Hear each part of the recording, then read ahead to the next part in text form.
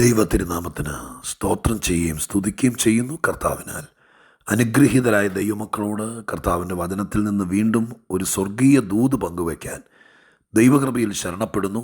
കർത്താവിൻ്റെ വചനം കേൾപ്പാൻ അതീവ താല്പര്യത്തോടെ കാത്തിരിക്കുന്ന പ്രിയപ്പെട്ടവർക്ക് ക്രിസ്തുവേശുവിൻ്റെ ധന്യമുള്ള നാമത്തിൽ അതിവിനീതമായ സ്നേഹവന്ദനങ്ങൾ അറിയിക്കുന്നു.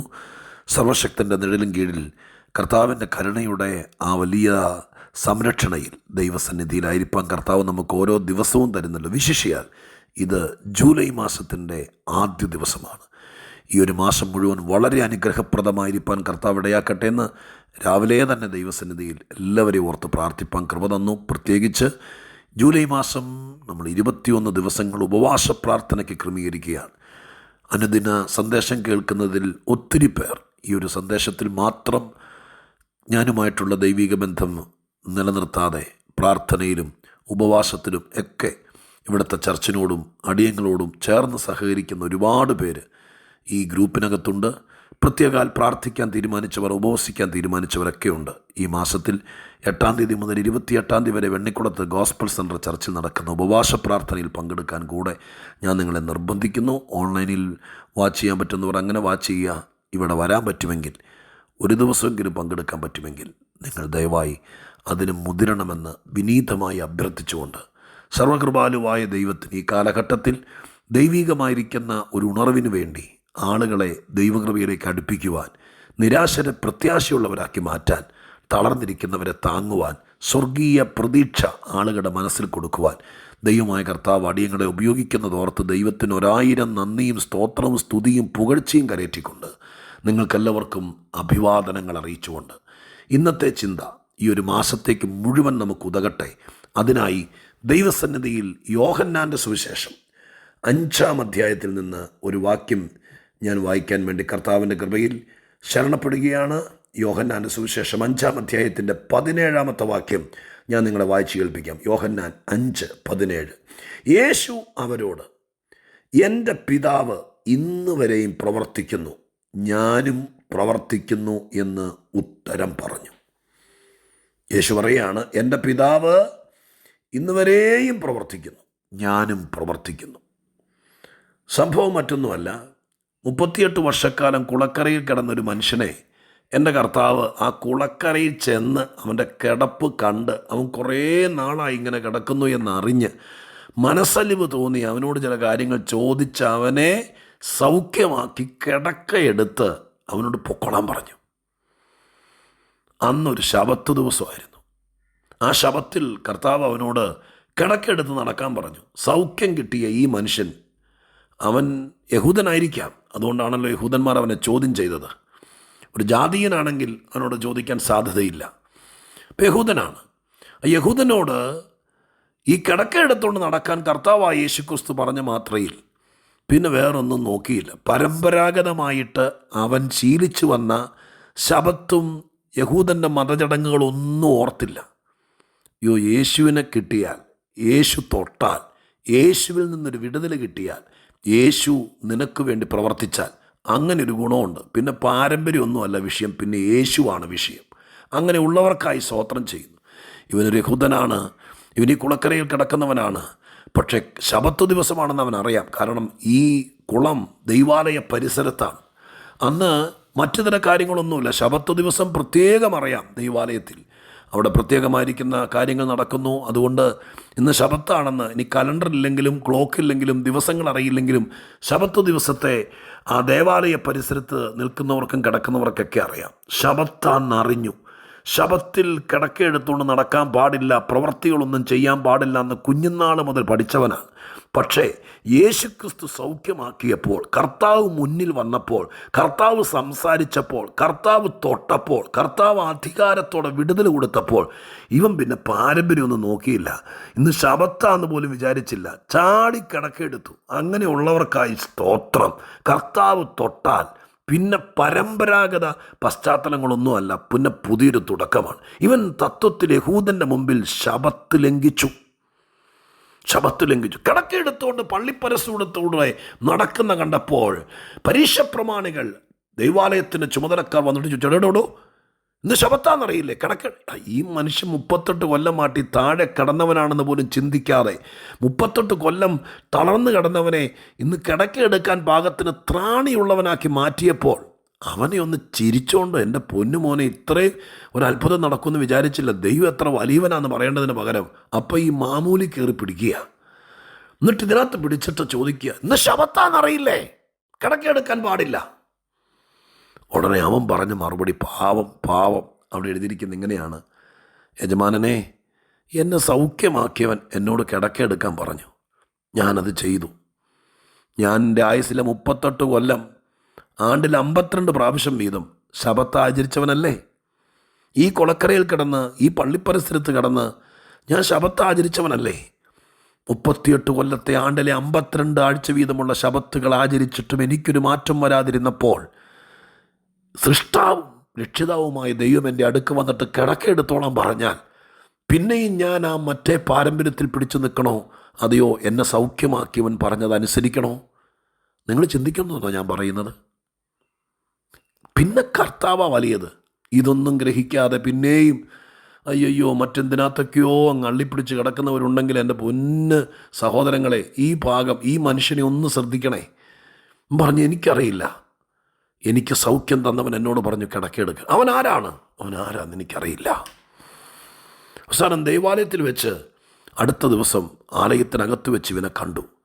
അങ്ങനെ കണ്ട മാത്രയിൽ ഇവന് പിടികിട്ടിയ ആളെ യേശുവാണെന്ന്. അവൻ ഓടിച്ചെന്ന് പറഞ്ഞു, അവൻ ആത്മാർത്ഥതയോടെ പറഞ്ഞു, ഒറ്റിക്കൊടുത്തതല്ല. അയ്യോ ആരാന്നറിയാമോ? എന്നെ സൗഖ്യമാക്കിയത് യേശുവാണ്. ആഹാ, യേശുവാണെന്ന് കേട്ട മാത്രയിൽ യഹൂദൻ്റെ പ്രമാണിമാർക്ക് രക്തം തിളച്ചു. അവൻ ചാടി, കർത്താവ് ആ പള്ളി പരിസരത്ത് തന്നെയൊക്കെ, ആ ദേവാലയ പരിസരത്ത് തന്നെയൊക്കെ ഉണ്ടായിരുന്നു. കർത്താവിൻ്റെ അടുക്ക് വന്നിട്ട് ചോദിച്ചു, നീ എന്തേ കാണിക്കുന്നത്? ശബത്ത് ദിവസത്തിൽ സൗഖ്യമാക്കാൻ പാടുള്ളതാണോ? അപ്പോൾ ആ ഒരു മനുഷ്യനെ വിടുവിച്ചു.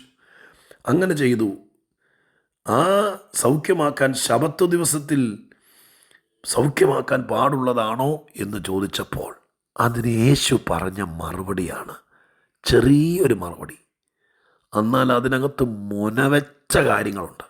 ചെറിയൊരു മറുപടി, പെട്ടെന്ന് വായിച്ചാൽ നമുക്കൊന്നും പിടികിട്ടിയല്ല, ഒഴുകി അങ്ങ് പോകും, തെന്നിപ്പോകും. പക്ഷേ അങ്ങനെ ചോദിച്ചപ്പോൾ ഇങ്ങനെ ഒരു മറുപടി പറഞ്ഞതിൻ്റെ ഉദ്ദേശം, ശബത്ത് ദിവസത്തിൽ സൗഖ്യമാക്കാമോ, വേറെ ദിവസങ്ങളില്ലേ എന്ന് ചോദിച്ചപ്പോൾ ഇങ്ങനെ ഒരു മറുപടിയാണോ പറയേണ്ടത്? അവരുടെ ചോദ്യത്തിന് യേശു പറഞ്ഞ മറുപടി ഇപ്രകാരമാണ്: എൻ്റെ പിതാവ് പ്രവർത്തിക്കുന്നു, ഞാനും പ്രവർത്തിക്കുന്നു. അത്രയേ ഉള്ളൂ ഉത്തരം. ആ ശബത്തിന് ഇത് ചെയ്യാമോ എന്ന് ചോദിക്കുമ്പോൾ ഇങ്ങനെയാണോ പറയണ്ടേ? എൻ്റെ പിതാവ് പ്രവർത്തിക്കുന്നു, ഞാനും പ്രവർത്തിക്കുന്നു. ഞാൻ യഹൂദൻ്റെ പശ്ചാത്തലം വിട്ടിട്ട് നിങ്ങളോട് പറയട്ടെ, 2 കാര്യങ്ങൾ ഇതിനകത്ത് അന്തർലീനമാണ് യേശു പറഞ്ഞതിനകത്ത്. ഒന്ന്, എൻ്റെ പിതാവും ഞാനും പ്രവർത്തിക്കാൻ വേണ്ടി നിൽക്കുന്നവരാണ്, അഭിപ്രായം പറയാൻ നിൽക്കുന്നവരല്ല, ചെയ്തത് തെറ്റിപ്പോയി എന്ന് പറയാൻ നിൽക്കുന്നവരല്ല, മറ്റാരെങ്കിലും പ്രവർത്തിച്ചതിനെ വിമർശിക്കാൻ നിൽക്കുന്നതല്ല, ആളുകളുടെ കയ്യിൽ നിന്ന് എന്തെങ്കിലും മേടിച്ച് കയ്യും കെട്ടിയിരിക്കാൻ നിൽക്കുന്നവരല്ല. പിന്നെയോ ദൈവം, എൻ്റെ പിതാവ്, ദൈവം, ഞങ്ങളുടെ 2 പേരുടെയും പരിപാടി പ്രവർത്തിക്കുക. പ്രവർത്തിക്കുക എന്ന് പറഞ്ഞാൽ എൻ്റെ അർത്ഥം നിങ്ങൾക്ക് ഗ്രഹിക്കാമല്ലോ. 1 മിനിറ്റ് പോലും ഇടതടവില്ലാതെ എപ്പോഴും പ്രവർത്തിക്കുന്നവൻ, ആർക്കു വേണ്ടിയും പ്രവർത്തിക്കുന്നവൻ. ദൈവത്തിൻ്റെ ഏറ്റവും വലിയ പ്രത്യേകത, സത്യദൈവത്തിൻ്റെ ഏറ്റവും വലിയ പ്രത്യേകത, ദൈവത്തിൻ്റെ കയ്യിൽ കുറേ ഉപദേശമുണ്ടെന്നല്ല, ദൈവത്തിൻ്റെ കയ്യിൽ കുറേ ഗുണപാഠങ്ങളുണ്ടെന്നല്ല, പിന്നെയോ ദൈവം പ്രവർത്തിക്കുന്നവനാണ്. ഞാനും എൻ്റെ പിതാവും പ്രവർത്തിക്കും. രണ്ടാമത്തത്, അതിനകത്ത് അന്തർലീനമായിരിക്കുന്നത്, ഞങ്ങൾക്ക് പ്രവർത്തിക്കാൻ പ്രത്യേക ഒരു ദിവസം വേണ്ട. ശബത്ത് ദിവസമേ പ്രവർത്തിക്കത്തുള്ളെന്നോ, ശബത്ത് ദിവസം പ്രവർത്തിക്കത്തില്ലെന്നോ, ഞായറാഴ്ച മാത്രമേ പ്രവർത്തിക്കത്തുള്ളെന്നോ, വെള്ളിയാഴ്ച പ്രവർത്തിക്കത്തില്ലെന്നോ, ചൊവ്വാഴ്ച കൊള്ളാത്ത ദിവസമാണെന്നോ ഒന്നുമില്ല. ഞങ്ങൾക്ക് പ്രവർത്തിക്കാൻ പറ്റാത്ത ഒരു ദിവസമില്ല. ഞങ്ങൾക്ക് ഈ ലോകത്തിലെ യാതൊരു കെടുതികളുമില്ല. മനുഷ്യനോടുള്ള ബന്ധത്തിൽ, അവൻ്റെ ജീവിതത്തിൽ ഏത് നട്ടപ്പാതിരാത്രിക്കും അവൻ്റെ ആയുസ്സിലെ ഏത് പ്രായത്തിലും ഏത് ദിവസത്തിലും, തിങ്കളോ ചൊവ്വയോ ശനിയോ വെള്ളിയോ ഏതുമായിക്കോട്ടെ, ഈ ലോകക്കാർ പറഞ്ഞതുപോലെ അവൻ്റെ ലൈഫിലെ ഏറ്റവും മോശപ്പെട്ട ദിവസങ്ങൾ, ഇവിടുത്തെ ലോകം പറയും എൻ്റെ ഗ്രഹനില, അത് ഏത് വിധത്തിലും മോശമായ രീതിയിൽ എന്ത് ചെയ്താലും നടക്കാത്ത കാലത്തിൽ ഇതൊക്കെ ഈ ലോകം പഠിപ്പിക്കുമ്പോൾ ദൈവം പറയുന്നു, ഇല്ല, ഞങ്ങൾക്ക് അങ്ങനെയൊന്നുമില്ല, ഏത് ദിവസവും പ്രവർത്തിക്കും. 3 ദിവസം നിന്നെ പ്രാർത്ഥിക്കാൻ ഇരുത്തിയിട്ട് വേണമെന്നൊന്നുമില്ല. ഈ മാസം 21 ദിവസം ഉപവാസത്തിൻ്റെ ദിവസമെന്ന് പറഞ്ഞല്ലോ. 21 ദിവസം കഴിയട്ടെ എന്നോർത്ത് കർത്താവ് കാത്തു നിൽക്കില്ല. എപ്പോൾ വേണമെങ്കിലും പ്രവർത്തിക്കാം, ഏത് ദിവസവും പ്രവർത്തിക്കാം. ദൈവത്തിന് പ്രത്യേക ദിവസമില്ല, ദൈവത്തിന് പ്രത്യേക ദിവസമില്ല, ദൈവത്തിന് പ്രത്യേക സമയമില്ല. ഏത് സമയത്തും പ്രവർത്തിക്കും. അതുകൊണ്ട് എൻ്റെ പ്രിയപ്പെട്ടവരെ, ദൈവപ്രവൃത്തി നടക്കത്തക്ക രീതിയിൽ നമ്മുടെ ജീവിതത്തെ നമ്മൾ ദൈവത്തിന് സമർപ്പിക്കുക.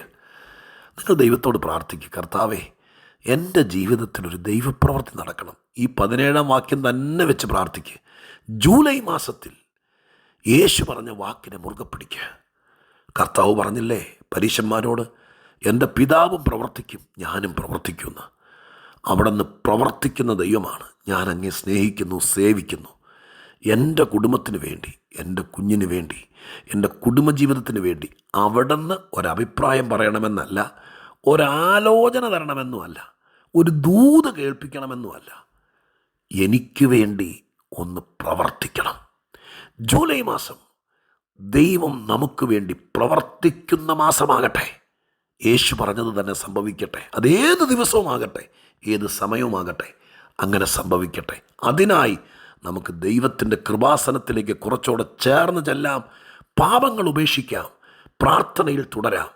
ഈ മാസത്തിലെ ഏതെങ്കിലും ഒരു സമയത്ത് നിങ്ങളുടെ ഭാരമുള്ള വിഷയത്തിൽ സ്വർഗത്തിലെ ദൈവം, നമ്മുടെ കർത്താവ് പ്രവർത്തിച്ചിരിക്കും. നമുക്കതിനായി കാത്തിരിക്കാം. പ്രാർത്ഥിക്കട്ടെ. പരിശുദ്ധ ദൈവമേ, ഞങ്ങളുടെ സ്വർഗീയ പിതാവേ, യേശു പറഞ്ഞു, ഞങ്ങളെപ്പോൾ വേണമെങ്കിലും പ്രവർത്തിക്കും, ഏത് നിമിഷത്തിലും പ്രവർത്തിക്കും, ഏത് സ്ഥലത്തും പ്രവർത്തിക്കും. അങ്ങനെ പ്രവർത്തിക്കുന്നൊരു ദൈവം ഞങ്ങൾക്കുള്ളതിനായി സ്തോത്രം. നാഥാ, ഞങ്ങളുടെ മക്കൾക്ക് വേണ്ടി പ്രാർത്ഥിക്കുന്നു. എൻ്റെ കർത്താവേ, കണ്ണുനീരിൽ കഴിച്ചു കൂട്ടുന്ന ചില വിഷയങ്ങളുണ്ട്. അതിനുവേണ്ടി ഈ മാസം ഒന്ന് പ്രവർത്തിച്ചേക്കണേ. അങ്ങ് പ്രവർത്തിക്കുമെന്ന് വിശ്വസിക്കുന്നു. ഈ 5-ാം അധ്യായം 17-ാം വാക്യം ജൂലൈ മാസത്തിൻ്റെ ആധാരവാക്യമായി ഞങ്ങൾ ഏറ്റെടുക്കുന്നു. ഇത് ദൈവപ്രവൃത്തി നടക്കുന്ന മാസമായിരിക്കും. എപ്പോഴാണെന്നറിയില്ല, എപ്പോൾ വേണമെങ്കിലും പ്രവർത്തിക്കുന്ന ദൈവം ഈ മാസത്തിൽ ഞങ്ങളുടെ വിഷയത്തിന് വേണ്ടി, ഞങ്ങളുടെ കുഞ്ഞുങ്ങളുടെ കാര്യത്തിന് വേണ്ടി പ്രവർത്തിക്കും. അങ്ങ് പ്രവർത്തിച്ചതിൻ്റെ തെളിവുകൾ ഞങ്ങളിലൂടെ തെളിയും. അതിനായി സ്തോത്രം. യേശുവിൻ നാമത്തിൽ പ്രാർത്ഥിക്കുന്നു. കേൾക്കണമേ പിതാവേ. ആമേൻ.